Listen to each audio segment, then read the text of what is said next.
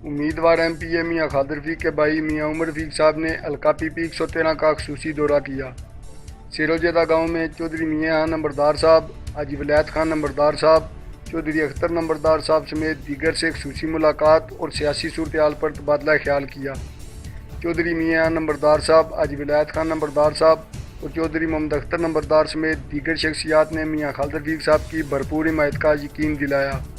Chaudhary Khalid Mahmood चेची of गुमती, हाजी अब्बास चौहान साहब of Sikar Ali और चौधरी इलियास महर of Sikar Ali भी मियाँ साहब के हमरा थे।